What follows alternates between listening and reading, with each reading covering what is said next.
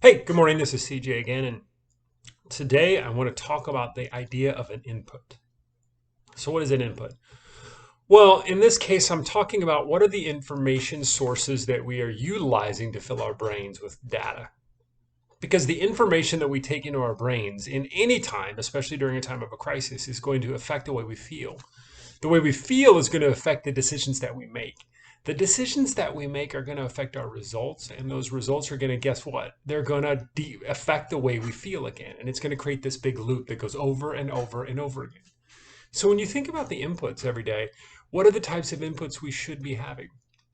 Well, I'm certainly not here to say bury your head in the sand and pretend that nothing is going wrong and everything's going to be fine. So pick one or two news outlets that you trust and check them twice a day. Make certain that they're not the news outlets that are constantly trying to scare you with their crazy headlines. Pick two that you really believe are going to give you the most factual outlets and check those twice a day. Maybe have one or two friends that you really trust are going to have a reasonable overview of the situation and talk to them about the situation during the day. What you should not be doing is to be checking CNN.com or MSNBC.com or Fox News, whatever it ends up being, every 7 seconds to hope for some new update that's going to make you feel better. It's not. What you need to be doing is asking yourself, what are the positive inputs you can be putting into your brain during this time? Not sure where to start?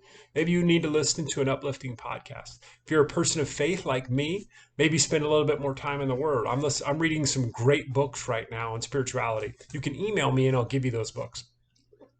What's happening right now is our brains are very, very malleable and flexible, and they are going to take in everything that we're absorbing, and it is going to shape the person that we become during these times. Let's fill it mostly with positivity.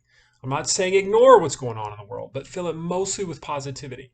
You have those people out there who send you a text message every 7 seconds with bad news or a doomsday article they wrote.